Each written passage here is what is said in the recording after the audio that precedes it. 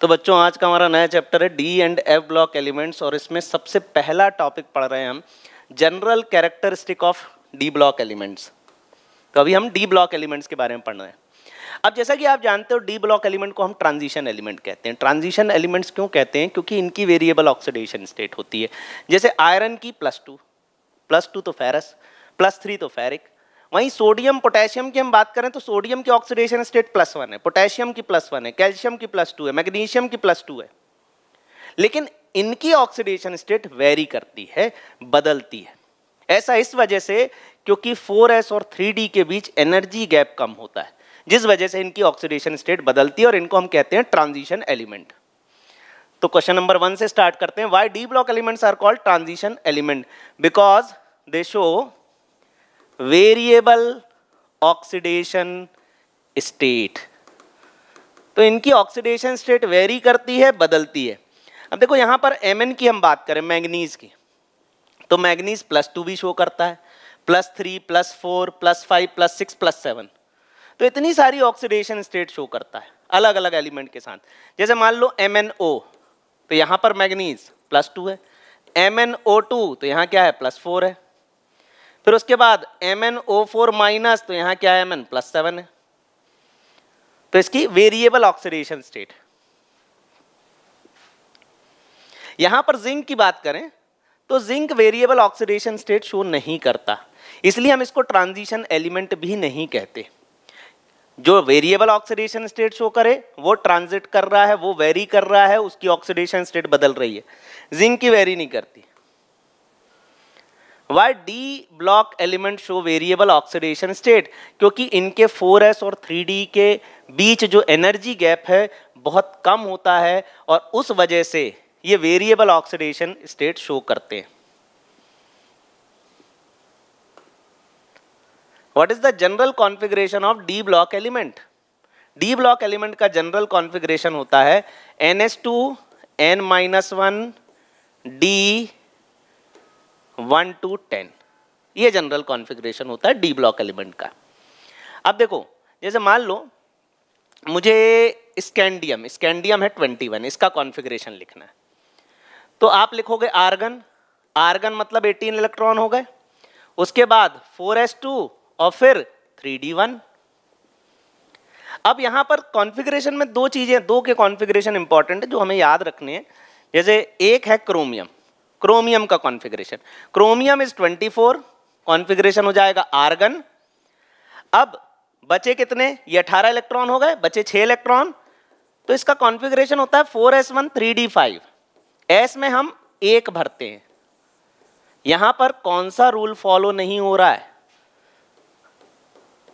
यहां पर Aufbau rule follow नहीं हो रहा है। जिसकी एनर्जी कम हो रही है उसको हम पहले पूरा नहीं भर रहे हैं।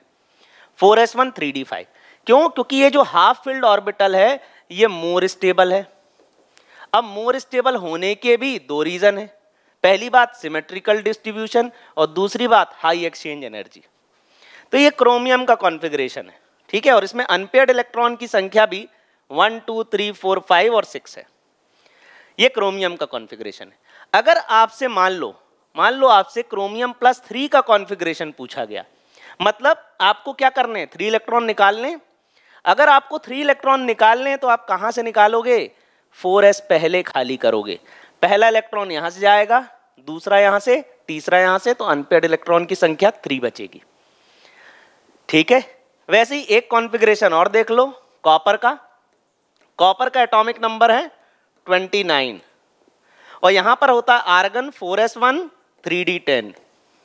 ये एक इलेक्ट्रॉन 4s से निकल के d में चला जाता है ताकि d फुल्ली फिल्ड हो जाए।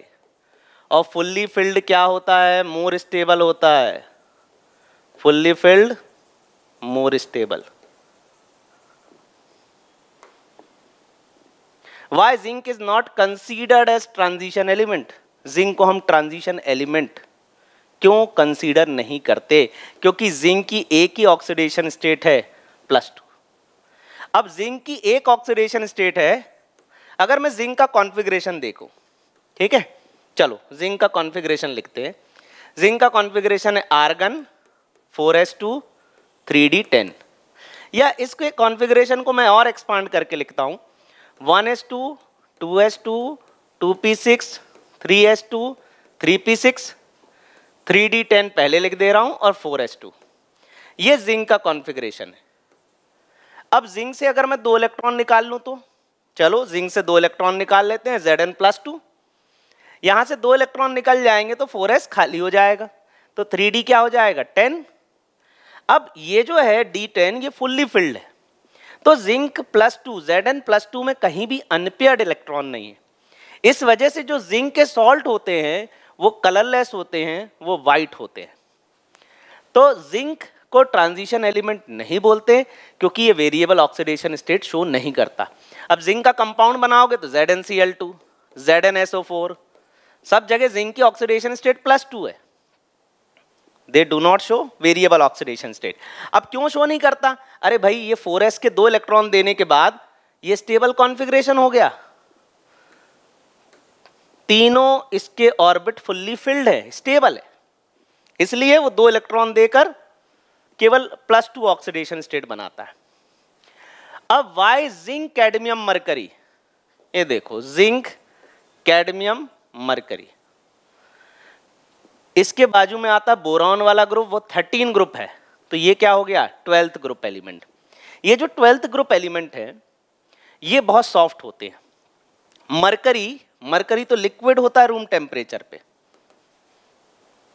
तो अब ये जो मेटल है ये इतने सॉफ्ट क्यों होते हैं? क्योंकि इनमें अनपेयर्ड इलेक्ट्रॉन नहीं होते। अब जैसे आयरन है, आयरन में अनपेयर्ड इलेक्ट्रॉन है, तो एक आयरन दूसरे आयरन एटम से, तीसरे आयरन एटम से, चौथे आयरन एटम से मल्टीपल मेटालिक बॉन्ड फॉर्मेशन करेगा। और जहां मेटालिक बॉन्ड फॉर्मेशन होगा उसको ब्रेक करना मुश्किल होगा, क्योंकि वो बहुत ज़्यादा मात्रा में होगा या बहुत ज़्यादा क्वांटिटी में होगा वो मेटालिक बॉन्ड फॉर्मेशन। तो यहाँ पर जिंक कैडमियम मरकरी, इनके आउटर मोस्ट में अनपेयर्ड इलेक्ट्रॉन नहीं है, तो इनका जो एक्सटेंट ऑफ मेटालिक बॉन्डिंग है, मेटालिक बॉन्डिंग की जो क्षमता है वो कम होती है, ज़्यादा मेटालिक बॉन्ड बनते नहीं है। तो इस वजह से ये सॉफ्ट मेटल है और इनको हम इजीली मोल्ड कर सकते हैं, मोड़ सकते हैं। और मरकरी तो इतना सॉफ्ट है कि वो लिक्विड है रूम टेम्परेचर पे।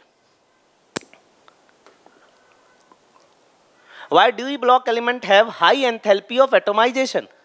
जैसा कि अभी मैंने बताया, जैसे आयरन है, आयरन में बहुत सारे फ्री इलेक्ट्रॉन होने की वजह से ये बहुत सारे आयरन एटम से बॉन्ड फॉर्मेशन करेगा, ये भी बहुत सारे आयरन एटम से बॉन्ड फॉर्मेशन करेगा। तो इस तरीके से ये बहुत सारे आयरन एटम से क्या करेंगे, बॉन्ड फॉर्मेशन करेंगे। तो इनके पास बहुत सारे फ्री इलेक्ट्रॉन होने की वजह से इनमें क्या होगा, multiple bond formation.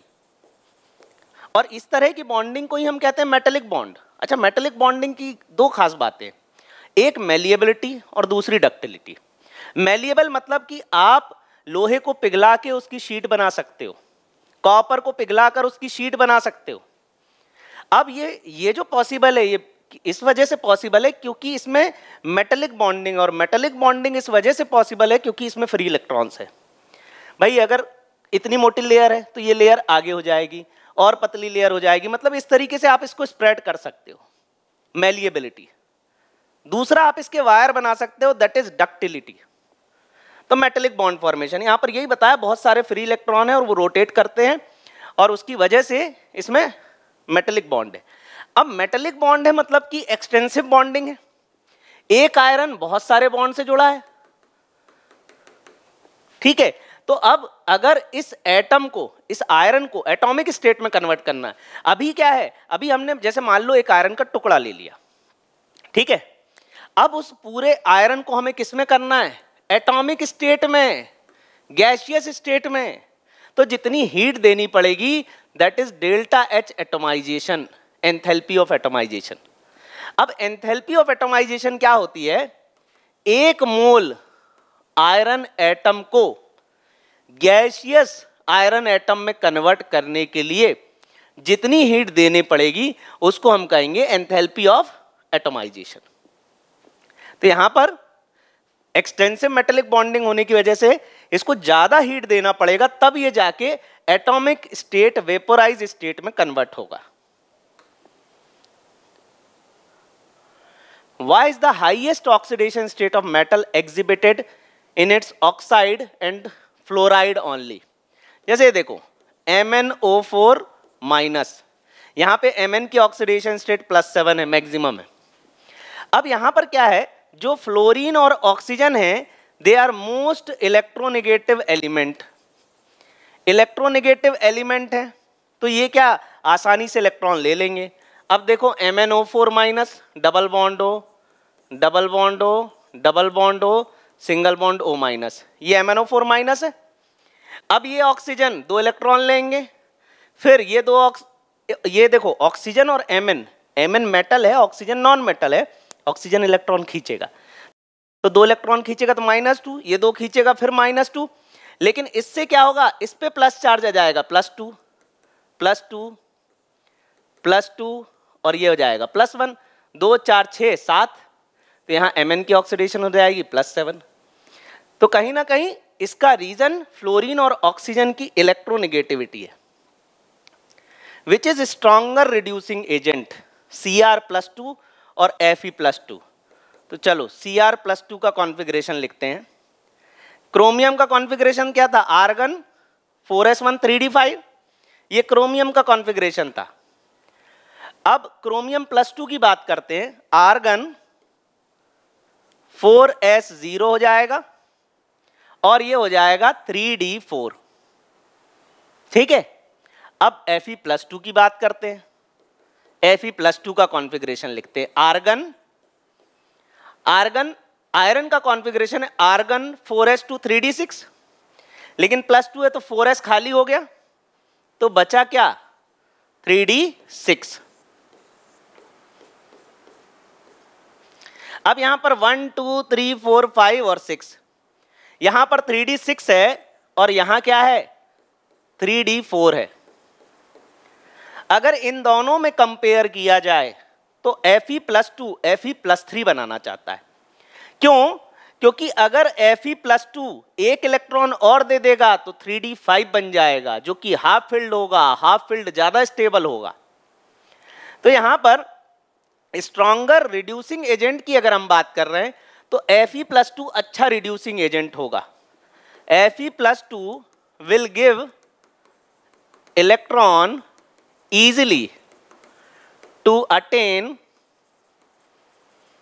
stable configuration।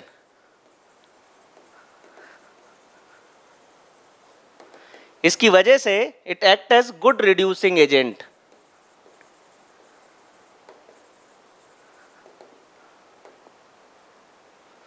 Explain the following with same D4 configuration, chromium +2 is reducing whereas Mn+3 is oxidizing। अब देखो वहां पर Fe+2 और Cr+2 में कंपेयर कर रहा था, 3d6 से 3d5 ज्यादा स्टेबल है तो पहले वो आसानी से इलेक्ट्रॉन देगा, ठीक है। अब यहां पर बात कर रहे हैं Cr+2 और Mn+3 की। अब Cr+2 का कॉन्फ़िगरेशन लिखते हैं। Cr+2 कॉन्फ़िगरेशन क्या हो जाएगा, आर्गन 4s0 3d4। अब यहां पर 3d4 कॉन्फ़िगरेशन है 1 2 3 4 क्रोमियम में। अब आयरन में Mn+3 की हम बात करें तो Mn+3 में भी सेम कॉन्फ़िगरेशन है, आर्गन 3d4। अरे इसका एटॉमिक नंबर 24, इसका 25, इसमें से 2 निकालो, इसमें से 3 निकालो, इसमें भी 3d4 कॉन्फ़िगरेशन। अब सवाल ये है, दोनों का कॉन्फ़िगरेशन सेम है लेकिन वो खुद सवाल में ऐसा बोल रहा है कि Cr+2 इज रिड्यूसिंग। अब देखो Cr+2 जो है वो रिड्यूसिंग है। अब वो क्यों है, क्योंकि Cr+2 में स्प्लिटिंग होगी। अब यहां पे D4 कॉन्फ़िगरेशन है, चलो अब अपन D4 कॉन्फ़िगरेशन लिखते हैं। 1 2 3 4, ये 4 इलेक्ट्रॉन बनाए, ये सेकेंड स्टेट बनाई गई है, मतलब थोड़ा सा एनर्जी उन्होंने गेन कर ली, हायर एनर्जी लेवल पे आ गए। अब 1 2 3 एंड 4, तो यहां पर क्या हो गया, ये D4। होता क्या है, क्रोमियम +2 के केस में स्प्लिटिंग होती है, और जब स्प्लिटिंग होती है, अब देखो मैंने ऐसा कैसे बताया कि भाई स्प्लिटिंग होती है, वो खुद बोल रहा है कि Cr+2 रिड्यूसिंग है, तो उसको बस मैं एक्सप्लेन कर रहा हूं कि Cr+2 क्यों रिड्यूसिंग है। Cr+2 में इस तरह से स्प्लिटिंग होती है और यहां पे D4 बन जाता है। अब यहां पर क्या है, D3 इज मोर स्टेबल, यहां पर D3 क्या है, वो ज्यादा स्टेबल है, तो कहीं ना कहीं D4 इलेक्ट्रॉन देना चाहता है। अब इलेक्ट्रॉन देना चाहता है, इस वजह से वो रिड्यूसिंग है। तो आपको यही लिखना है Cr+2 wants to attain D3 configuration. So it gives electron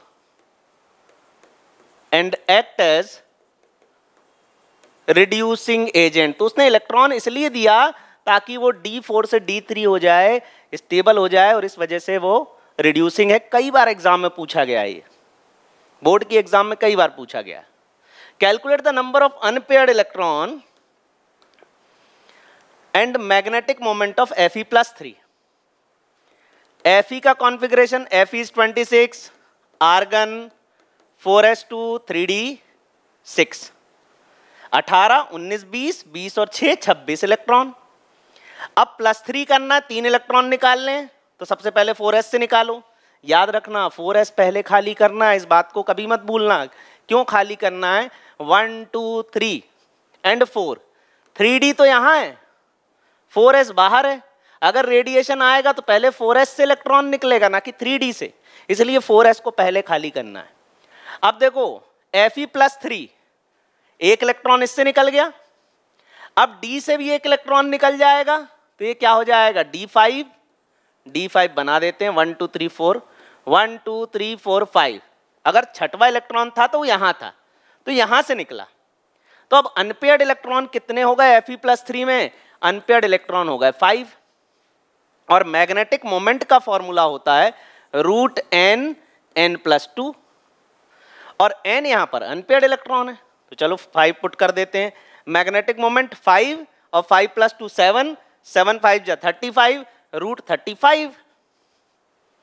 अब देखो 36 6 का रूट होता है, तो 35 5.9 के आसपास होगा, तो अराउंड 5.9, और इसकी यूनिट होती है Bohr magneton, BM, magnetic moment की।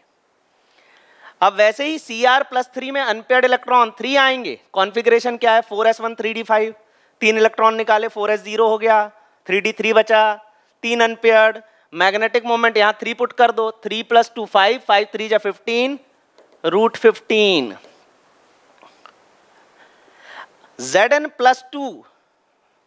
Zn+2 में अनपेयर्ड इलेक्ट्रॉन कितने होंगे और इसका मैग्नेटिक मोमेंट क्या होगा, यह आप मुझे कमेंट सेक्शन में बताना।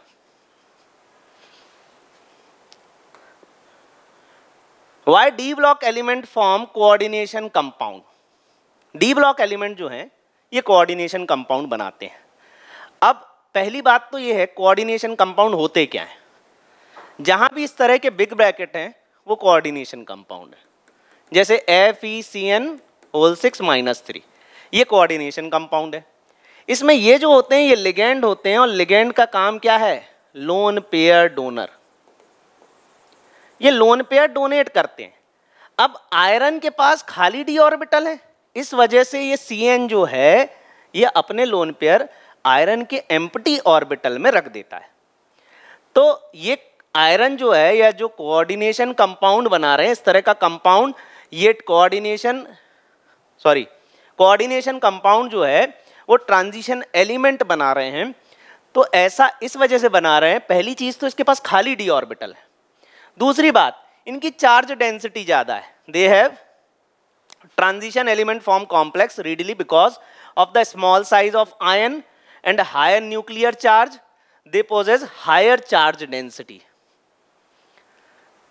and the due to presence of vacant d orbital। ये दो रीजन है जिसकी वजह से ट्रांजिशन एलिमेंट कोऑर्डिनेशन कंपाउंड्स बनाते हैं। Why D block element act as catalyst. देखो डी ब्लॉक एलिमेंट कई जगह एज अ कैटलिस्ट की तरह यूज होता है, जैसे हेबर्स प्रोसेस जैसे अमोनिया की synthesis, nitrogen plus thrice hydrogen in presence of iron, यहाँ पर आयरन कैटलिस्ट है, ट्वाइस अमोनिया बनेगा। तो यहाँ पर आयरन क्या है, डी ब्लॉक एलिमेंट है। फिर ऐसा कई जगह, जैसे आपका इथीन का हाइड्रोजनेशन करना है तो यहाँ क्या यूज करेंगे, निकल, हाइड्रोजनेशन ऑफ एल्कीन। तो डी ब्लॉक एलिमेंट को हम एज ए कैटलिस्ट यूज करते हैं। देखो कैटलिस्ट वो है जो रेट ऑफ रिएक्शन को बढ़ा दे, जो आसानी से इलेक्ट्रॉन ले ले, आसानी से इलेक्ट्रॉन दे दे। तो यहाँ पर क्या क्या ट्रांजिशन एलिमेंट या डी ब्लॉक एलिमेंट के कैरेक्टरिस्टिक हैं जिनकी वजह से वो कैटलिस्ट की तरह एक्ट करता है। सबसे पहला reason, the presence of vacant D orbital. इसके पास एम्प्टी डी ऑर्बिटल है, आसानी से इलेक्ट्रॉन ले सकता है। They have the ability to exhibit variable valency, इनकी वैलेंसी बदलती है, मतलब ये आसानी से इलेक्ट्रॉन लेते देते हैं। ये सेंटर का काम करेंगे, भाई इलेक्ट्रॉन चाहिए डी ब्लॉक दे देगा, इलेक्ट्रॉन नहीं चाहिए इसी को वापस कर दो। They have tendency to form complex compound, और ये कॉम्प्लेक्स कंपाउंड भी बनाते हैं, इस वजह से कैटलिस्ट की तरह एक्ट करते हैं। Why D block element form interstitial compound.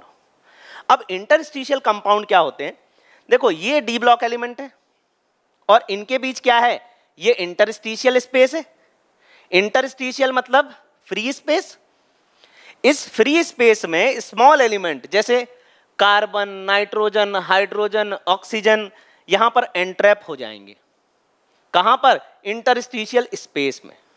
इसलिए इन कंपाउंड को हम क्या कहते हैं, इंटरस्टिशियल कंपाउंड। तो डी ब्लॉक एलिमेंट में ऐसा क्या खास होता है, डी ब्लॉक एलिमेंट में क्या होता है, ये जो इंटरस्टिशियल स्पेसेस हैं, ये वॉइड्स हैं, इनका साइज बड़ा होता है, जिसकी वजह से स्मॉल एलिमेंट, अच्छा ये कोई फिक्स रेशियो में डिपॉजिट नहीं होते, इसलिए हम इनको नॉन स्टोइचोमेट्रिक भी कहते हैं। मतलब कितने भी हाइड्रोजन जितने आ सकें उतने उसमें डिपॉजिट हो जाएंगे। Transition metal have defect in their crystal lattice.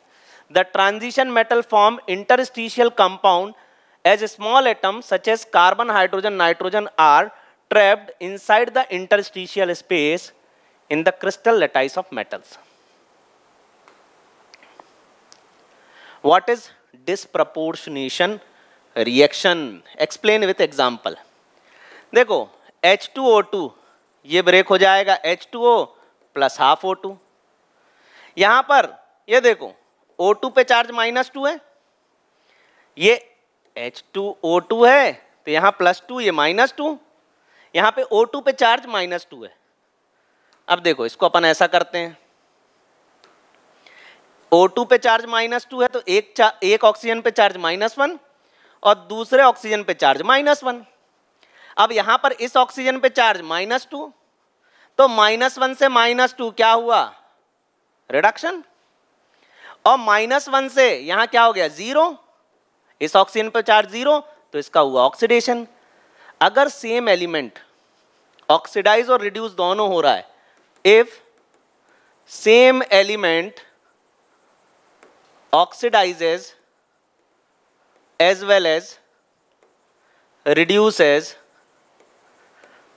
तो इस रिएक्शन को हम कहते हैं डिस्प्रपोर्शनेशन, डिस्प्रपोर्शनेशन रिएक्शन। तो यहां पर ऑक्सीजन ऑक्सीडाइज भी हो रहा है, रिड्यूस भी हो रहा है, तो इस तरह की रिएक्शन को हम डिस्प्रपोर्शनेशन रिएक्शन कहते हैं। अब डी ब्लॉक में क्यों आया डिस्प्रपोर्शनेशन, ये देखो ये इसलिए आया। What happens when KMnO4 is heated. KMnO4 को हीट करने पर क्या होगा, देखो KMnO4 को हीट करने पर एक बनेगा K2MnO4 प्लस MnO2 और साथ में निकलेगी ऑक्सीजन गैस, और यहाँ पर Mn दो हैं, यहाँ ट्वाइस लगा दो। अब समझना पॉइंट की बात, यही रिएक्शन लिखी है ऊपर, potassium permanganate, potassium magnet, manganese dioxide. अब Mn की ऑक्सीडेशन स्टेट निकालते हैं सब में, ठीक है। ये Mn की ऑक्सीडेशन स्टेट +7 है, KMnO4, K की 1, Mn की निकालनी है X, ऑक्सीजन की -2, 4 × -2, कॉम्प्लेक्स पे कोई चार्ज नहीं, = 0, तो 1 + x - 8 = 0, x - 7 = 0, x = +7, तो Mn की ऑक्सीडेशन स्टेट +7। अब देखो +7 से ये क्या हो रहा है, यहाँ पर क्या आ जाएगा, +6, ऐसे ही निकाल लेना। और यहां पर क्या आ जाएगा +4। ठीक है, तो सेम एलिमेंट ऑक्सीडाइज हो रहा है, नहीं यहां पर दोनों केस में, सॉरी यहां पर दोनों केस पे रिडक्शन ही हो रहा है, क्योंकि ये तो अपनी मैक्सिमम ऑक्सीडेशन स्टेट पे, तो ये डिस्प्रोपोर्शनेशन का एग्जाम्पल नहीं है। ठीक है, ये डिस्प्रोपोर्शनेशन का एग्जाम्पल नहीं है। What happens when KMnO4 is heated, आपको रिएक्शन याद रखनी है कि KMnO4 को हीट करने पर K2MnO4 बनेगा और MnO2 बनेगा, तो ये रिएक्शन आपको बस याद रखनी है, और दोनों केस में Mn रिड्यूस ही हो रहा है। Explain why copper plus ion is not stable in aqueous solution. देखो ये जो कॉपर प्लस आयन है इसके अंदर डिस्प्रपोर्शनेशन हो जाता है, कॉपर से कॉपर +2, यहां हो गया ऑक्सीडेशन, और कॉपर से बन जाता है कॉपर, यहां हो गया रिडक्शन। अब ऐसा क्यों होता है?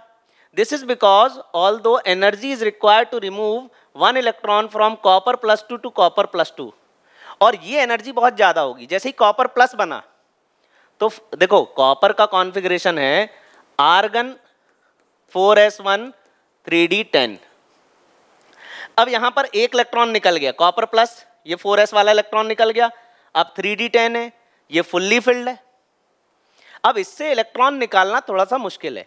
High hydration energy of copper +2 compensate for it, therefore copper plus ion in an aqueous solution is unstable, और ये कॉपर प्लस आयन डिस्प्रपोर्शनेट होकर कॉपर +2 और कॉपर में कन्वर्ट हो जाता है। तो इसका रीजन कहीं ना कहीं हाइड्रेशन एनर्जी से रिलेटेड।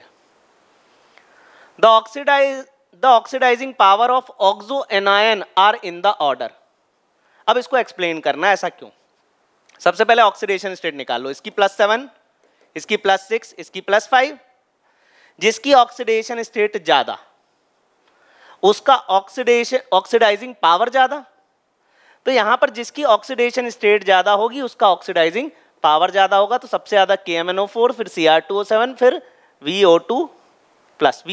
का निकाल के देख लेते हैं, x -4 = +1, x = +5, तो इसकी +5 होगी। Next question, the third ionization enthalpy of manganese. अरे मैंगनीज है 25, कॉन्फ़िगरेशन क्या है मैंगनीज का? Argon 4s2 3d5। अब 4s2 2 इलेक्ट्रॉन, पहले तो इलेक्ट्रॉन 4s से ही निकाल लें, और 3d5 1 2 3 4 5, इसकी बात कर रहे हैं सेकंड क्वेश्चन की।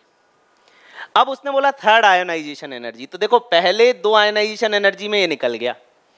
अब तीसरी आयोनाइजेशन एनर्जी ज्यादा इस वजह से है क्योंकि थर्ड आयोनाइजेशन एनर्जी में ये 3d5 अटेन कर लेता है जो कि हाफ फिल्ड है, और हाफ फिल्ड होने की वजह से मोर स्टेबल है, हाफ फिल्ड है, मोर स्टेबल है, इसलिए इससे इलेक्ट्रॉन निकालने में दिक्कत होगी या आसानी से नहीं निकलेगा।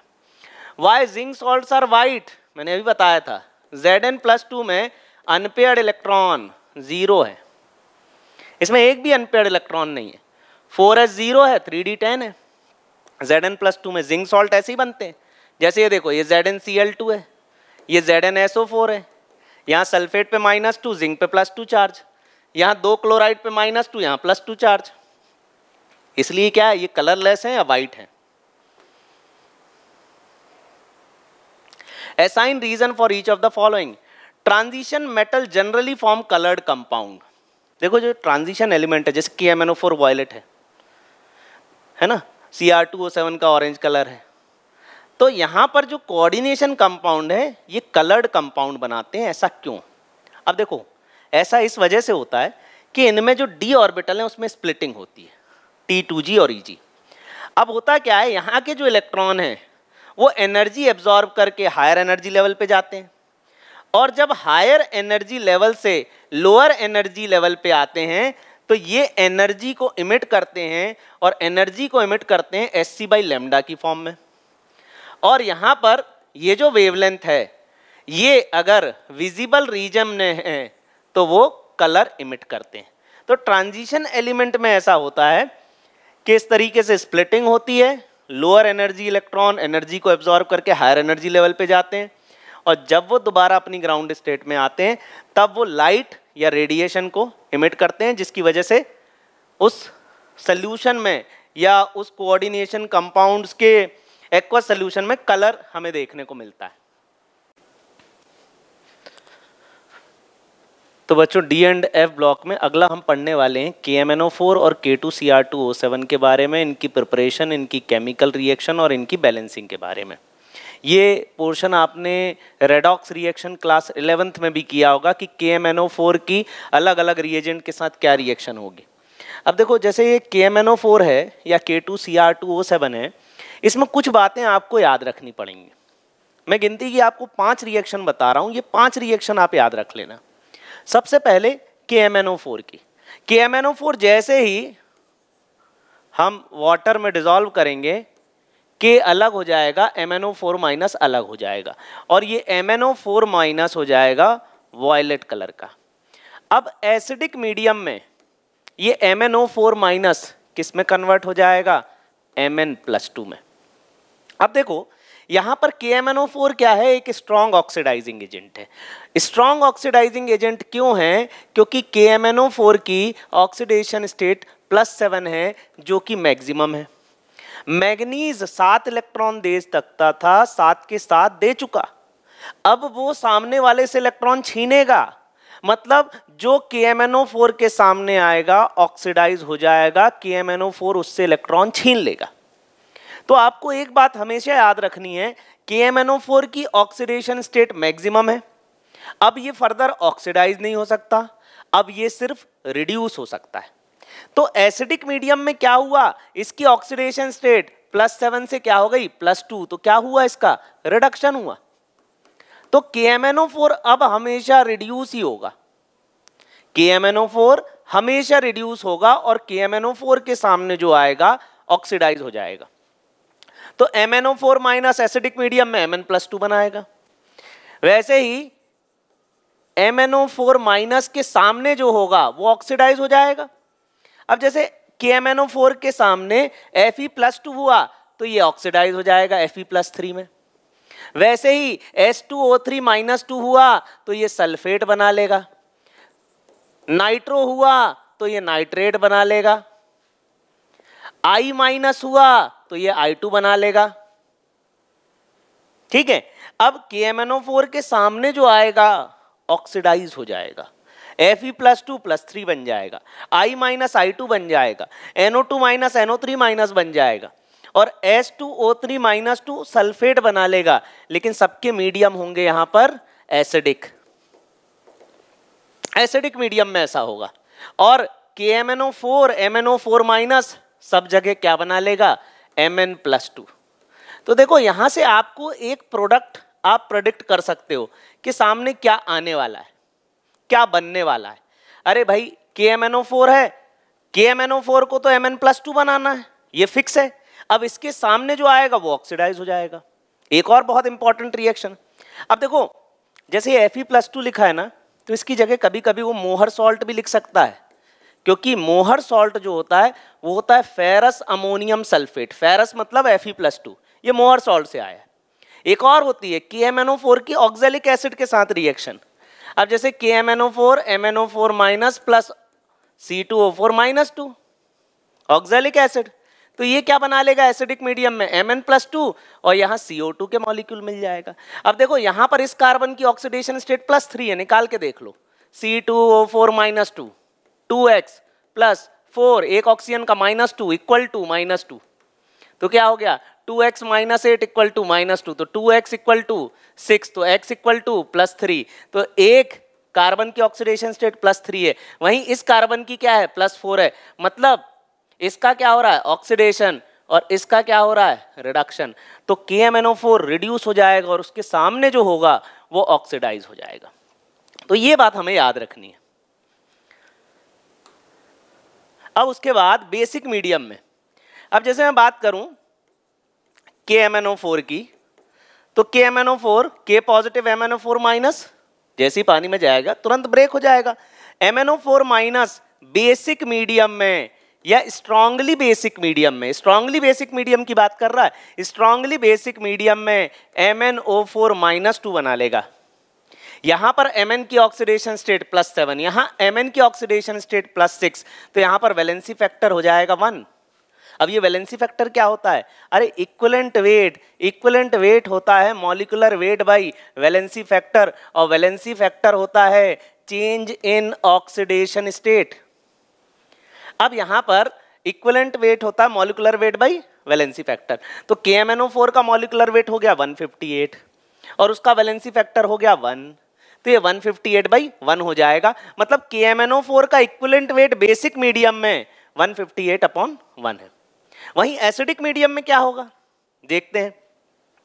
KMnO4 +7 से +2, डिफरेंस कितने का? 5 का।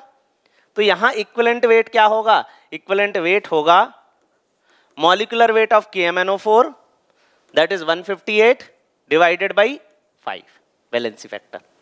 तो इस तरीके से इक्विवेलेंट वेट भी निकालने को बोल सकता है कि KMnO4 का इक्विवेलेंट वेट निकालो एसिडिक मीडियम में, बेसिक मीडियम में। फिर उसके बाद अगला होता है अल्कलाइन मीडियम। अल्कलाइन मीडियम कहो या कहो न्यूट्रल मीडियम। अल्कलाइन मतलब वीकली बेसिक।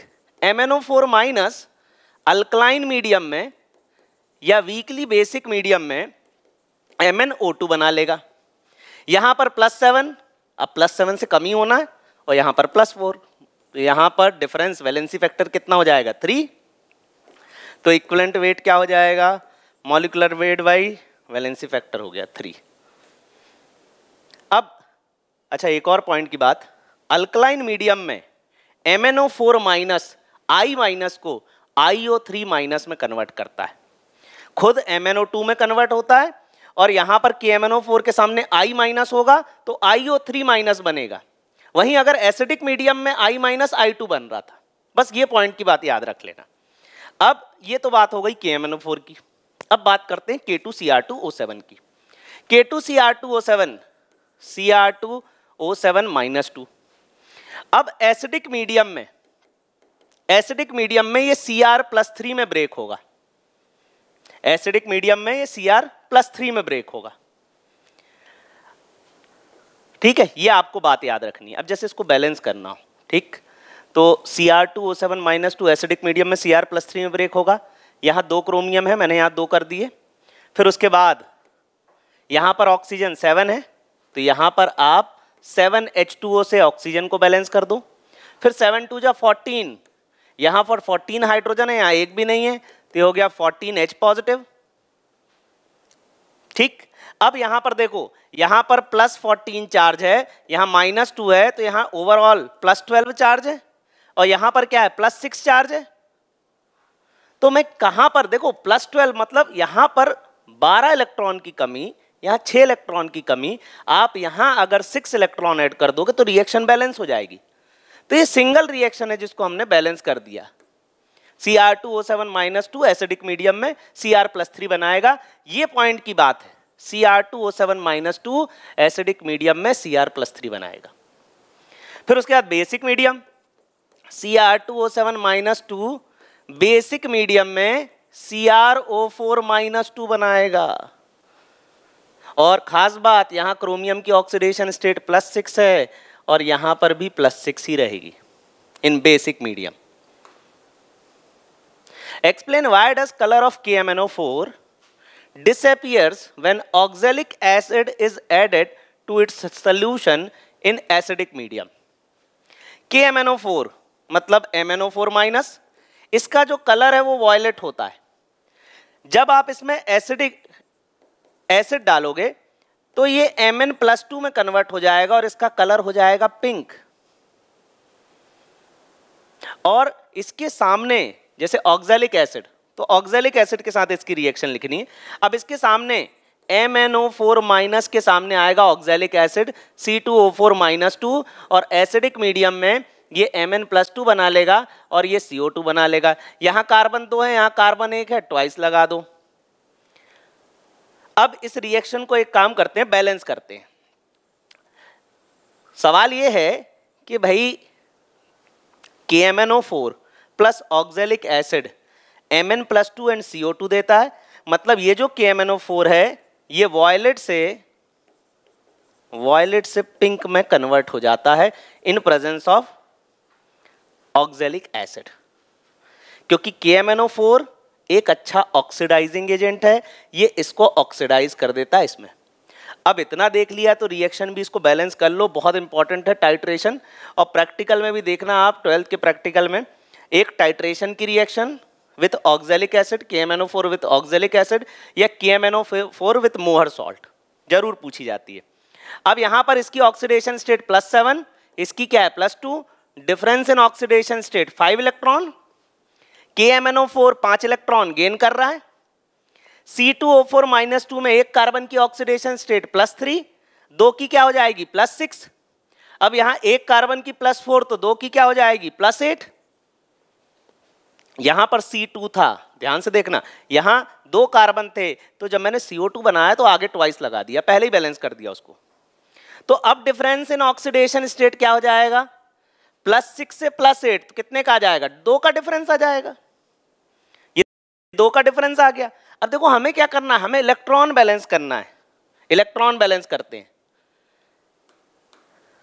यहां पर 5 इलेक्ट्रॉन है, यहां पर 2 इलेक्ट्रॉन है, KMnO4 बोल रहा है मुझे 5 इलेक्ट्रॉन की जरूरत है, ऑक्जेलिक एसिड बोल रहा है कि मैं 2 इलेक्ट्रॉन दे सकता हूं, मुझे 5 की जरूरत है, ये बोल रहा मैं 2 दे सकता हूं। तो ऐसा करो भाई, तुम लोग 5 लोग मिलकर यहां पर इन 2 KMnO4 को 10 इलेक्ट्रॉन दे दूं, इस तरीके से बैलेंस करो। भाई इस 2 को मैंने यहां मल्टीप्लाई कर दिया तो यहां 2 आ गया, यहां 2 आ गया। 1 मोल को 5 इलेक्ट्रॉन की जरूरत थी तो 2 मोल को 10 इलेक्ट्रॉन की जरूरत है। इसका 1 मोल 2 इलेक्ट्रॉन दे रहा है तो 5 मोल कितना दे देगा, 10 इलेक्ट्रॉन। ठीक है, तो हमने कुछ नहीं, इलेक्ट्रॉन बैलेंस किया है।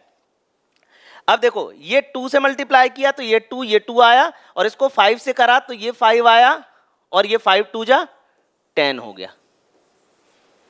अब कितने हाइड्रोजन है, हाइड्रोजन नहीं पहले ऑक्सीजन, 10 2 जा 20 ऑक्सीजन, 5 4 जा 20 ऑक्सीजन, और 4 2 जा 8 ऑक्सीजन, तो यहां हो जाएगा 8 H2O, ऑक्सीजन बैलेंस हो गया। और 8 2 जा 16, ये हो गया 16, तो 16 H पॉजिटिव। तो इस तरीके से ये रिएक्शन बैलेंस हो गई। हमें करना क्या है, पहला स्टेप ऑक्सीडेशन स्टेट निकालो, चेंज इन ऑक्सीडेशन स्टेट निकालो, फिर इलेक्ट्रॉन बैलेंस करो। जैसे इलेक्ट्रॉन यहां 2 से मल्टीप्लाई किया तो यहां 2, यहां 5 से करा 5 और 5, ठीक है। फिर उसके बाद जितने ऑक्सीजन है वो वाटर से बैलेंस करने। अब जैसे यहां पर 8 ऑक्सीजन ज्यादा थे, यहां 28 ऑक्सीजन है लेफ्ट हैंड साइड पे, और राइट हैंड साइड पे 20 है, तो हमने 8 H2O लिख दिया, और 8 2 जा 16 से हाइड्रोजन बैलेंस कर दिया। तो इस तरीके से बैलेंस करना है। और देखो KMnO4 के सामने जो आया वो ऑक्सीडाइज हो गया। कार्बन की oxidation state C2O4 -2, oxalic acid ये है ऑक्जेलिक एसिड, ये प्लस ये माइनस, और ये C2O4 -2 क्या हो जाएगा, ऑक्सलेट आयन।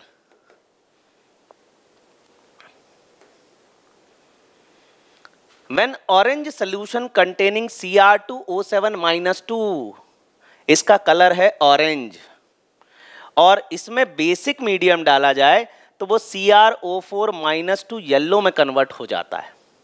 ठीक है, तो ये कहीं ना कहीं इसकी रेडॉक्स रिएक्शन है, और रेडॉक्स रिएक्शन की वजह से ऐसा हो रहा है।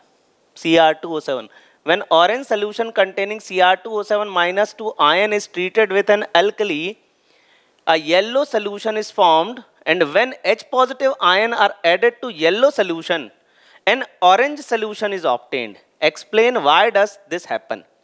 देखो यहां पर ऑरेंज Cr2O7 में अगर हम बेसिक मीडियम में डालें Cr2O7 को तो CrO4 -2 बना लेगा, इसका ये कंपाउंड बदल गया, इसका कलर चेंज हो गया। लेकिन अगर हम इसमें दोबारा एसिडिक मीडियम डाल दें तो दोबारा ये इसमें कन्वर्ट हो जाएगा। ठीक है, तो रिवर्सिबल रिएक्शन हो जाएगी। तो जो कलर ऑरेंज है वो Cr2O7 -2 की वजह से है, और जो कलर येलो है वो बिकॉज ऑफ CrO4 -2 की वजह से। How does the acidified potassium permanganate solution reacts with मोहर सॉल्ट? अब मोहर सॉल्ट क्या होता है, मोहर सॉल्ट होता है फेरस अमोनियम सल्फेट, FeSO4, ये फेरस सल्फेट, ये अमोनियम सल्फेट, और यहां आता है .7H2, फेरस अमोनियम सल्फेट। अब ये H2O का मेरे को थोड़ा सा कंफर्म नहीं है, एक बार देख लेना, हो सकता है 6H2O या 7 हो। पॉइंट की बात ये है कि यहां पर ये जो आयरन है इसकी ऑक्सीडेशन स्टेट +2 है। अब मोहर सॉल्ट FeSO4, फेरस सल्फेट और फेरस अमोनियम सल्फेट कहते हैं हम इसको। अब जैसे मेरे पास MnO4- है और इसमें ये Fe+2 आ गया। अब ये रिएक्शन मुझे बैलेंस करनी है। मीडियम क्या है? एसिडिक है।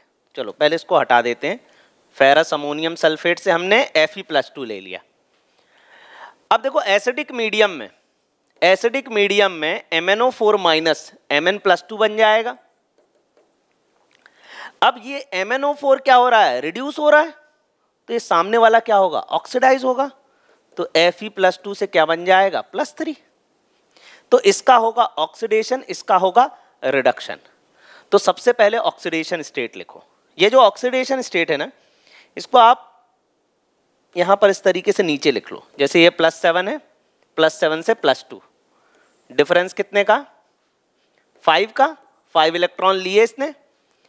फिर यहां पर ये +2 से +3, डिफरेंस कितने का? 1 का। तो इसने 1 इलेक्ट्रॉन दिया, इसने 5 इलेक्ट्रॉन लिया, इसने 1 इलेक्ट्रॉन दिया। हमें इलेक्ट्रॉन बैलेंस करना है। अरे KMnO4 क्या बोल रहा है? मुझे 5 इलेक्ट्रॉन चाहिए। Fe+2 बोल रहा है मैं तो 1 ही दे सकता हूं, 1 ही इलेक्ट्रॉन दे सकता हूं। आप ऐसा समझो कि भाई एक व्यक्ति मिलकर, एक बड़ा सा गार्डन है मान लो, एक बड़े से गार्डन को साफ करना है और उस व्यक्ति से पूछा भाई कितने दिन में कर दोगे? तो वो बोल रहा है मैं 5 दिन में कर दूंगा। तो KMnO4 ने क्या आइडिया दिया? तुम लोग 5 लोग हो जाओ और 1 दिन में कर दो। तो बस वही लॉजिक यहां पर लग रहा है। एक KMnO4 बोल रहा है मुझे 5 इलेक्ट्रॉन चाहिए, Fe+2 बोल रहा है मैं तो केवल 1 दे सकता हूं। तो Fe+2 तुम लोग 5 लोग हो जाओ और 5 लोग मिलकर 5 इलेक्ट्रॉन डोनेट कर दो। तो अब देखो इलेक्ट्रॉन बैलेंस, रिएक्शन बैलेंस। अब यहां पर ये 4 ऑक्सीजन, यहां पर एक भी ऑक्सीजन नहीं है, तो ये लो 4H2O और 4 2 जा 8 हाइड्रोजन, यहां पर एक भी नहीं है, तो ये लो 8H पॉजिटिव। अब रिएक्शन बैलेंस है। अब बैलेंस है कि नहीं इसको भी चेक कर सकते हैं। राइट हैंड साइड पे देखो, ऊपर चार्ज देखना, ये +2 चार्ज, फिर ये +3, तो 5 3 जा 15, तो टोटल चार्ज कितना हो गया? +17। अब यहां देखते हैं लेफ्ट हैंड साइड पे। अब 5 2 जा 10, तो यहां 10 चार्ज हो गया, ये -1 और 8 × 1 +8 कितना हो गया? ये भी हो गया +17। हाँ, रिएक्शन बैलेंस है। Left hand side right hand side के चार्जेस इक्वल है, इसलिए रिएक्शन बैलेंस है। अब आगे करते हैं रिएक्शन विथ ऑक्सैलिक एसिड। अब oxalic acid MnO4- C2O4- 2 gives Mn+2 + CO2। इसके पहले भी करवाया था। इस रिएक्शन को बैलेंस करने के लिए सबसे पहली बात, ये C2 है, ये CO2 है, तुरंत यहां ट्वाइस लगाओ। अब बैलेंस करना चालू करो। MnO4- +7 से क्या हुआ? +2, डिफरेंस कितने का? 5 इलेक्ट्रॉन का। ये स्टेप तो हमेशा सेम है कि MnO4 in acidic medium Mn+2 बनाएगा, तो यहां 5 का डिफरेंस तो आ ही गया। C2O4- 2, एक पे चार्ज +3 है, 2 पर क्या हो जाएगा? +6, यहां 2 पर क्या हो जाएगा? +8, एक कार्बन पे +4 है, CO2 के कार्बन का +4 है, 2 पर +8, डिफरेंस निकालें, 2 का डिफरेंस आ जाएगा, तो ये 5, ये 2।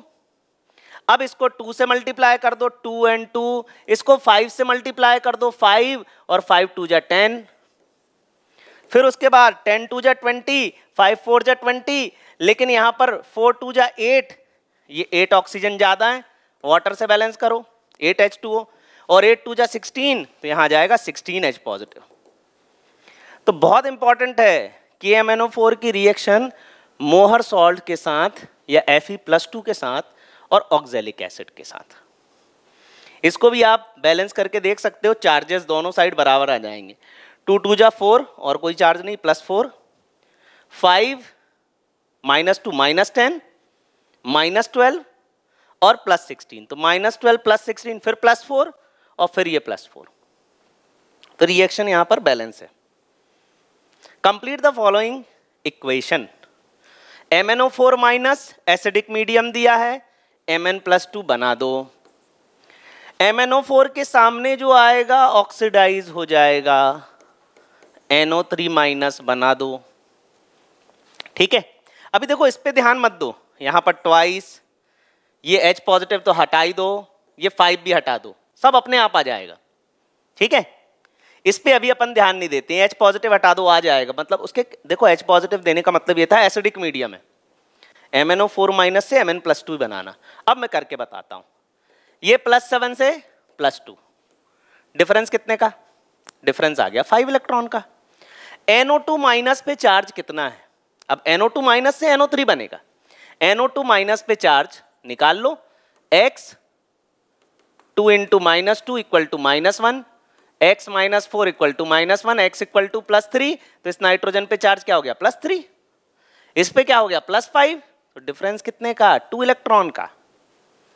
यहां पे डिफरेंस 2 इलेक्ट्रॉन का। अब देखो इसको मैं क्या करूं, 2 से मल्टीप्लाई कर दूं, जैसे मैं इसको 2 से करूंगा तो ये भी 2 हो जाएगा, ये भी 2 हो जाएगा। ये देखो पहले 2 लगा था ना, 2 आ रहा है वहां पर, और इसको अगर मैं 5 से कर दूं तो यहां इसके आगे 5 आ जाएगा, इसके आगे भी 5 आ जाएगा, 5 ही आ रहा था पहले भी। ठीक है, अब उसके बाद ऑक्सीजन बैलेंस करेंगे। हम जिस तरीके से करते आ रहे हैं हम वही पैटर्न फॉलो करेंगे। ये नहीं कि H पॉजिटिव दे दिया तो हम उसको देखने लग गए या उसमें उसको करने लग गए, नहीं, H पॉजिटिव हटा दो, बाद में आ जाएगा वो। हम ऑक्सीजन बैलेंस करते, 5 3 जा 15, फिर उसके बाद 5 2 जा 10 और 4 2 जा 8, ये 8 और 10 18, यहां पर 18 ऑक्सीजन है। ठीक है, और यहां पर 15 ऑक्सीजन है, यहां 15 ऑक्सीजन है, यहां 18 ऑक्सीजन है, यहां 3 ऑक्सीजन की कमी, वाटर पूरी करेगा 3H2O, और 3 2 जा 6 क्या आ जाएगा? 6H positive. ये देखो ये 6H पॉजिटिव आ गया, यहां रिएक्शन हमने सही बैलेंस की है।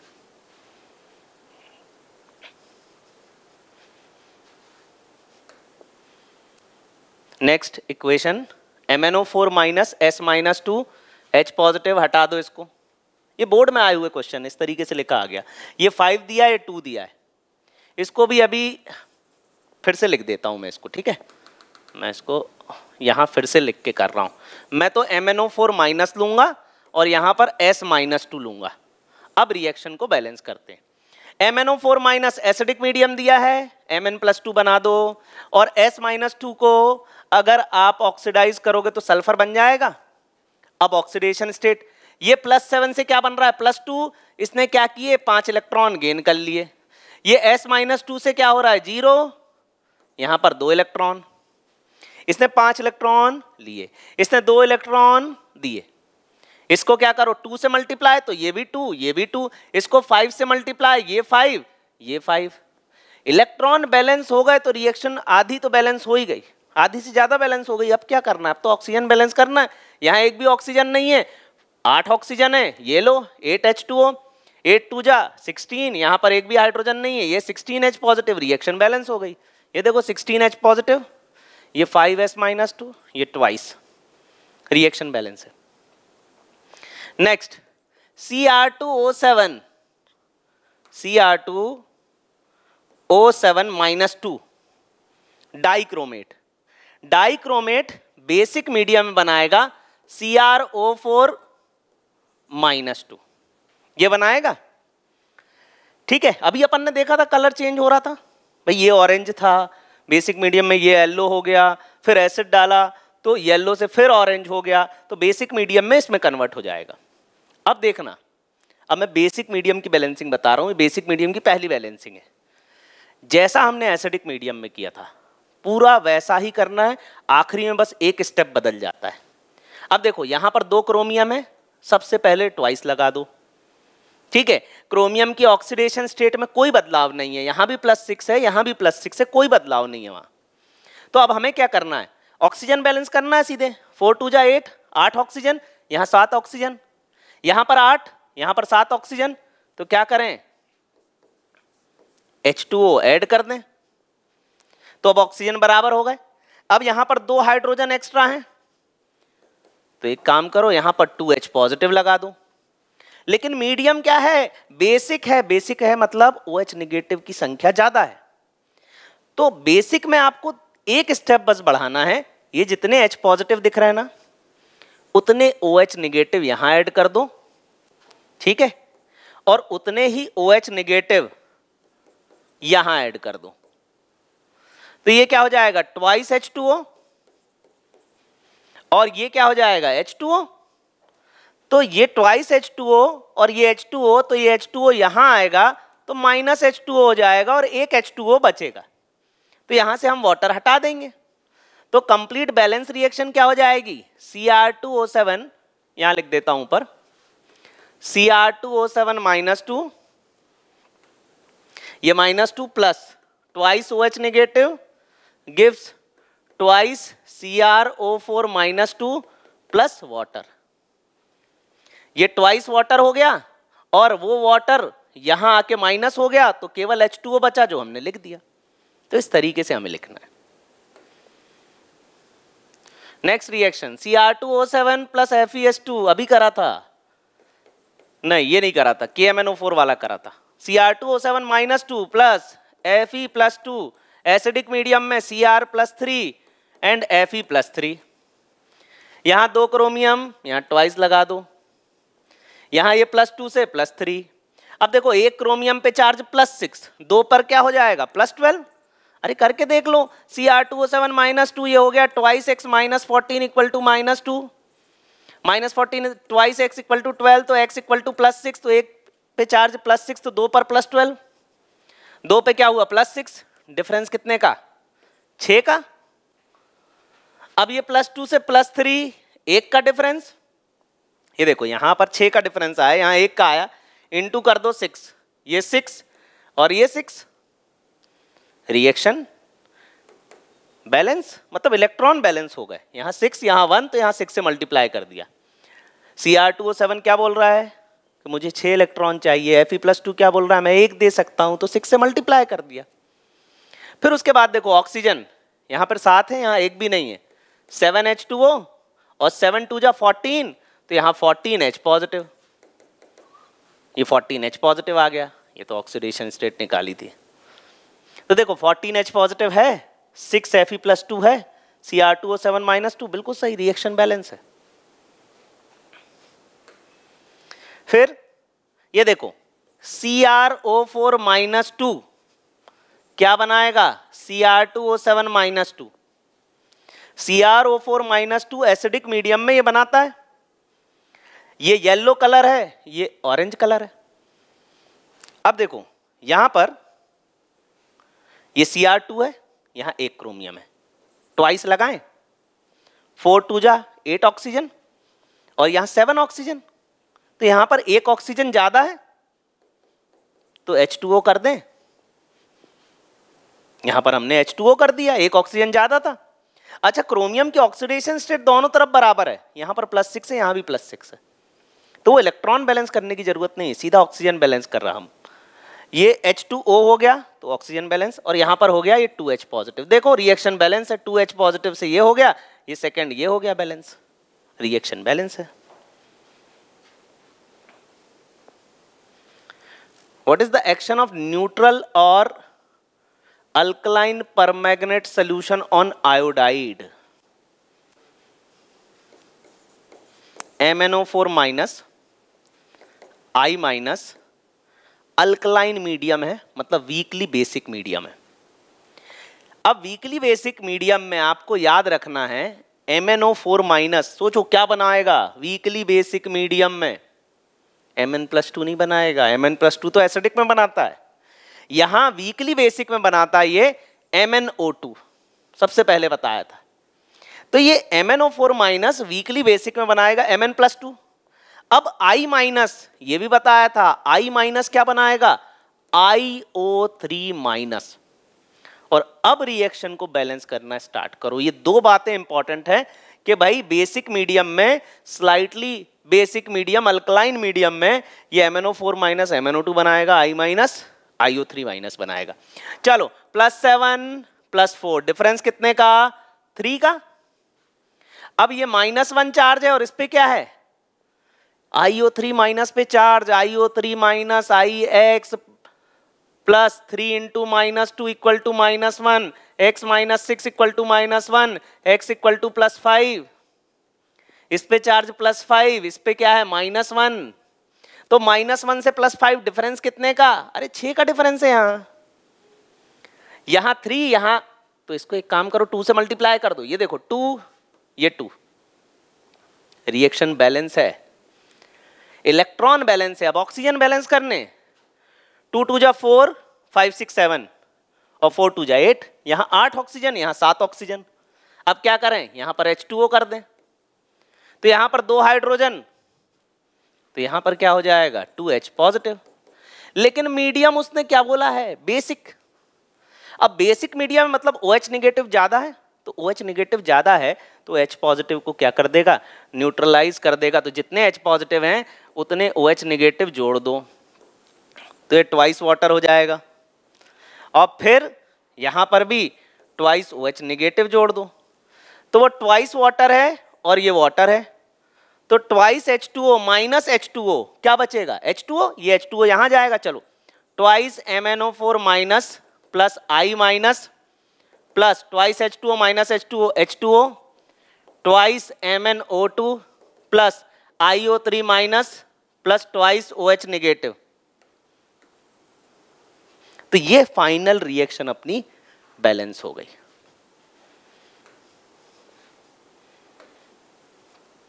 Complete the following equation. KMnO4 को हीट करने पर क्या होता है, देखो KMnO4 को हीट करने पर आप यहां ट्वाइस लगाओ सबसे पहले, जैसे ही ट्वाइस लगाओ और फिर यहां K2MnO4 बना लो और फिर बना लो MnO2 और साथ में निकल जाता है ऑक्सीजन। अब देखो पोटेशियम 2 थे, 2 हो गए, Mn 2 हो गए, ऑक्सीजन देख लेते हैं, 4 2 जा 8, ये 4 5 6 4 5 6 7 8, बिल्कुल सही। रिएक्शन बैलेंस कर है, KMnO4 को हीट करो तो K2MnO4 और MnO2 बनता है। ये वही सवाल है, crystals of potassium परमैग्नेट is heated, जो अभी मैंने बताया KMnO4 क्या करना है, यहां लगाना है ट्वाइस और यहां लिखना है K2MnO4 plus MnO2 plus O2। Acidified potassium परमैग्नेट treated with oxalate ion, oxalate ion और कुछ नहीं C2O4 माइनस 2 है, तो ये हम बैलेंसिंग कई बार कर चुके हैं।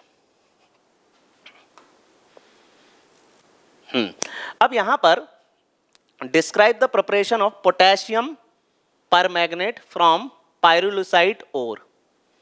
तो ये जो है ये पाइरोलुसाइट ओर है MnO2, MnO2 में KOH डालो तो ये डार्क ग्रीन कलर का K2MnO4 बना लेता है। देखो जैसे MnO4 वॉयलेट है, Mn+2 पिंक है, वहीं MnO4 माइनस 2 डार्क ग्रीन है, ठीक है। MnO2 बेसिक मीडियम में KOH की प्रेजेंस में K2MnO4 बना लेगा, MnO4 माइनस 2 बना लेगा। अब इसको जब हम एसिडिक मीडियम में रिएक्ट कराएंगे तो ये MnO4 माइनस 2 और MnO2 बना लेगा। तो यहां पर क्या रिएक्शन हो जाएगी, ये देखो ये एसिडिक मीडियम में ये वॉयलेट कलर का हमें KMnO4 मिल जाएगा। तो MnO2 में बेस डाला तो K2MnO4 बन गया और K2MnO4 में या MnO4 माइनस 2 में एसिडिक मीडियम डाला तो MnO4 बन गया। ये प्रिपरेशन ऑफ KMnO4 है फ्रॉम पाइरोलुसाइट ओर, और ये MnO2 होता है ब्लैक ब्राउन सॉलिड। अब ये जो प्रिपरेशन है पोटेशियम डाइक्रोमेट की प्रिपरेशन है। फेरस डाइक्रोमेट में सोडियम कार्बोनेट डालो तो Na2CrO4 बन जाएगा। सबसे पहले ये रिएक्शन Na2CrO4।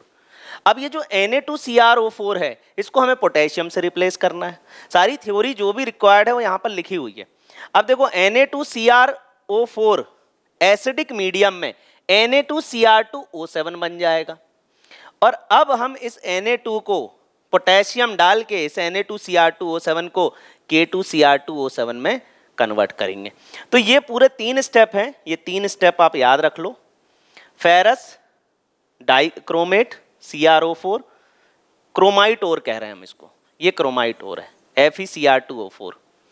इसमें हमने सोडियम कार्बोनेट डाला तो Na2CrO4, और Na2Cr4 को एसिडिक मीडियम में डाला तो Na2Cr2O7, और फिर इसमें KCl डाला तो K2Cr2O7।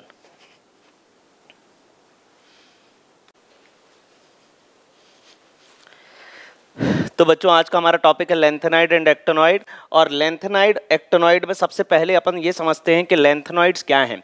6th पीरियड में लेफ्ट टू राइट जाने पर, 6th पीरियड में लेफ्ट टू राइट जाने पर लेंथेनियम के बाद, लेंथेनियम डी ब्लॉक एलिमेंट है, ये 57 होता है लेंथेनियम, और लेंथेनियम के बाद सी लू, सीरियम टू लुथेनियम, ये जो 14 एलिमेंट की सीरीज है इनको हम कहते हैं लेंथेनाइड सीरीज। इनको हम कहते हैं इनर ट्रांजिशन एलिमेंट। ये देखो ये लेंथेनाइड सीरीज है ऊपर वाली, नीचे वाली एक्टिनॉइड सीरीज है। लेंथेनाइड सीरीज 58 to 71 है।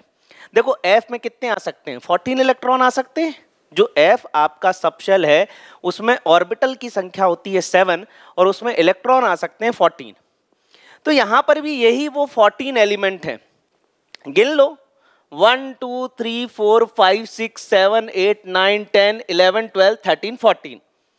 तो असल में ये जो लेंथेनॉइड के बाद के एलिमेंट हैं ये किस में है, ये 6th पीरियड में, और 7th पीरियड में एक्टिनॉइड के बाद के जो एलिमेंट्स हैं थोरियम से लेके लॉरेंशियम तक 90 to 103, इनको हम कहेंगे एक्टिनॉइड। तो अब देखो लेंथेनॉइड की कुछ बात करते हैं हम। लेंथेनॉइड में प्रोमीथियम जो है ये बस रेडियो एक्टिव है, बाकी रेडियो एक्टिव नहीं है। तो यहां पर कुछ पॉइंट लिखे हैं। Lanthanides are chemical element that can be found in the lanthanide series of the F block in the periodic table of elements. Lanthanides are non-radioactive except the promethium. Promethium जो है वो रेडियो एक्टिव है, बाकी lanthanides में कोई radio active नहीं है। Lanthanide ranges from 58 to 71, cerium to lutetium 58 to 71 ये रेंज करेगा। The valence electron of lanthanoids are in 4f orbital. तो इसकी कॉन्फ़िगरेशन में 4f आएगा और एक्टिनॉइड के कॉन्फ़िगरेशन में 5s आएगा। आगे बढ़ते हैं। The chemistry of actinoid is more complicated then lanthanoid. Why?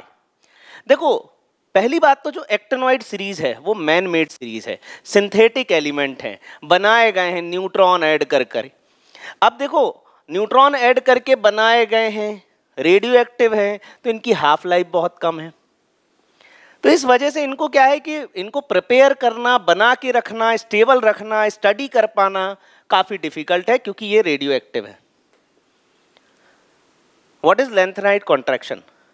अब पीरियड में लेफ्ट टू राइट जाने पर एक लेंथेनाइड सीरीज आ जाती है और उस लेंथेनाइड सीरीज में आ जाता है 4f orbitals.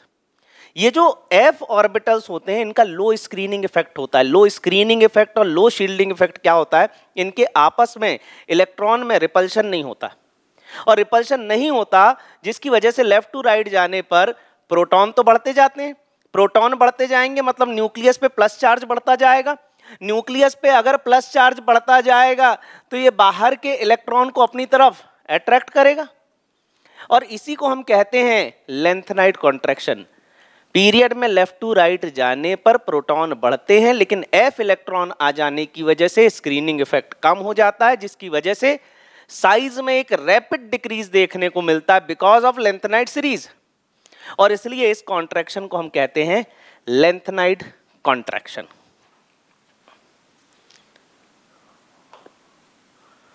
Why actinoid contraction is greater than lanthanide contraction? देखो अब lanthanide में क्या था 4f और actinoid में क्या है 5f। तो यहां पर जो 4F और 5F का जो स्क्रीनिंग इफेक्ट है, शील्डिंग इफेक्ट है, वो बहुत बहुत बहुत कम है। इसका लो स्क्रीनिंग इफेक्ट है, मतलब और ज्यादा कम है, 4F से भी ज्यादा कम है।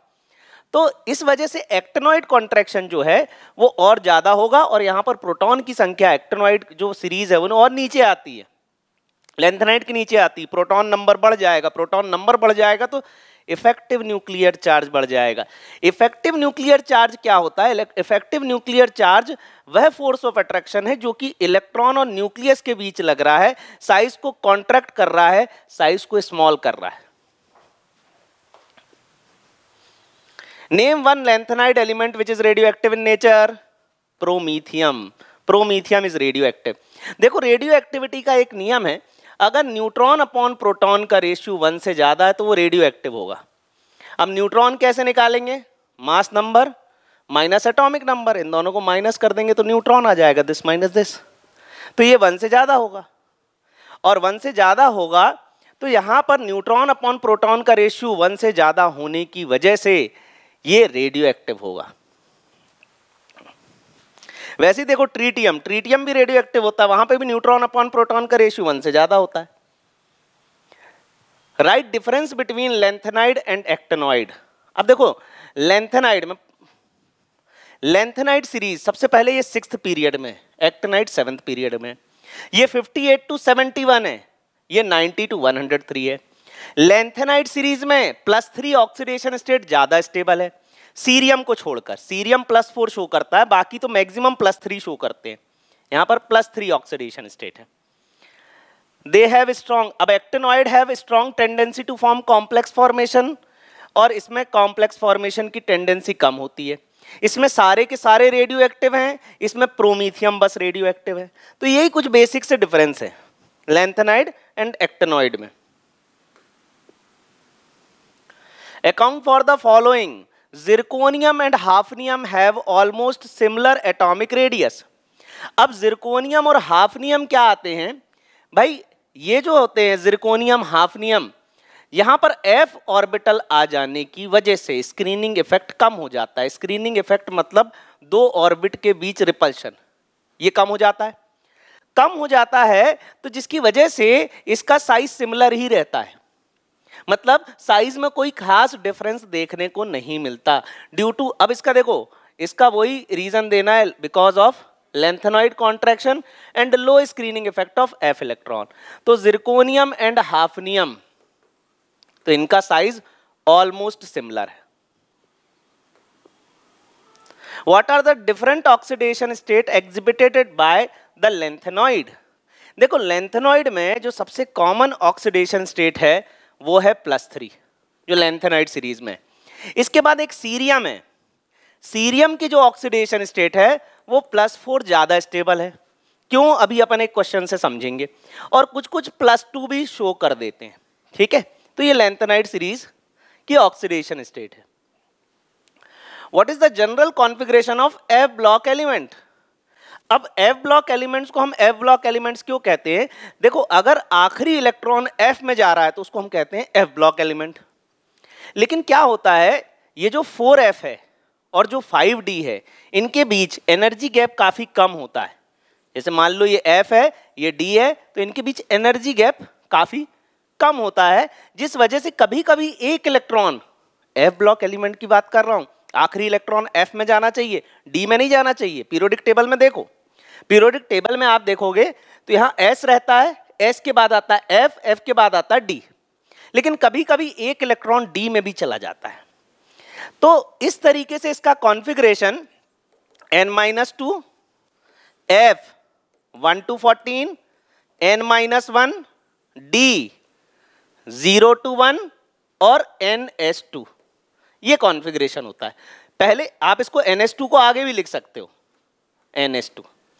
अब जैसे मान लो मैंने कहा लेंथेनाइड का कॉन्ट्रैक्शन लिखना है, तो यहां पर लिखना पड़ेगी इनर्ट गैस ज़ेनॉन, और n को लिखना पड़ेगा 6 लेंथेनाइड में, और एक्टिनॉइड में n को लिखना पड़ेगा 7, और ज़ेनॉन की जगह क्या लिखना पड़ेगा? रेडॉन। ठीक, अब देखो, अब खास बात क्या है, यहां पर कहीं कहीं D1 हो जाता है, 0 to 1, कभी कभी डी में एक इलेक्ट्रॉन एक्स्ट्रा चला जाता है। तो अब देखो यहां पर यूरेनियम की अगर हम बात करें, यूरेनियम में radon 5f3 6d1 and 7s2, तो कभी कभी डी में भी एक इलेक्ट्रॉन चला जाता है। यूरेनियम में ऐसा देखने को मिलता है, सीरियम में भी ऐसा देखने को मिलता है, D1 में चला जाता है। अभी देखते हैं अपन। तो देखो ये कॉन्फ़िगरेशन ऐसे है कि कहीं कहीं ऐसा होता है तो याद ही रखना पड़ेगा वो कहाँ कहाँ होता है। जैसे यूरेनियम में होता है, सीरियम में होता है, कैलिफोर्नियम में भी जहाँ तक होता है। तो ऐसे 2-4 एलिमेंट कॉन्फ़िगरेशन देख लेना कहाँ कहाँ डी में इलेक्ट्रॉन चला जाता है। अब देखो जैसे सीरियम है, ठीक है, सीरियम है 58 कॉन्फ़िगरेशन। जेनॉन, जेनॉन का एटॉमिक नंबर, अरे यहां देखो helium, neon, argon, krypton, xenon, radon 2 10 18 36 54। तो जेनॉन क्या हो गया 54, ये रहा 54। बचे कितने 4, 1 2 3 4। लेकिन यहां D1 में इलेक्ट्रॉन भर दिया हमने। अब देखो सीरियम क्या है, एक लेंथेनॉइड है, उसकी +3 ऑक्सीडेशन स्टेट उतनी स्टेबल नहीं है। सवाल पढ़ते हैं, give reason for the following among the lanthanoid cerium +3 is easily oxidise to cerium +4। अरे सीरियम +3 सीरियम +4 बनाना चाहता है, ऐसा क्यों? ऐसा क्यों? देखो अगर ये चारों इलेक्ट्रॉन दे देगा तो क्या बन जाएगा, इनर्ट गैस। तो भाई सीरियम कहीं ना कहीं चाहता है कि वो इनर्ट गैस बन जाए, वो चारों इलेक्ट्रॉन दे दे, और इसलिए सीरियम +4 क्या है, सीरियम +4 इज मोर स्टेबल। क्यों? क्योंकि ये इनर्ट गैस कॉन्फ़िगरेशन अटेन कर लेगा, यही लिखा है। Cerium +4 has inert gas configuration but C+3 has 1 electron in 4f orbital, 4f orbital. इस वजह से C+4 इज मोर स्टेबल।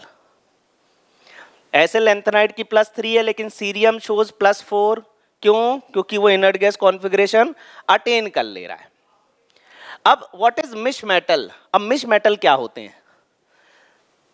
अब देखो मिश मेटल जो होते हैं ना, इनमें लेंथेनॉइड होता है कितना, 95% लेंथेनॉइड होगा, और 5% आयरन हो सकता है, और कुछ अमाउंट, बहुत minimum amount calcium, aluminium, sulphur, carbon, इन सब का हो सकता है।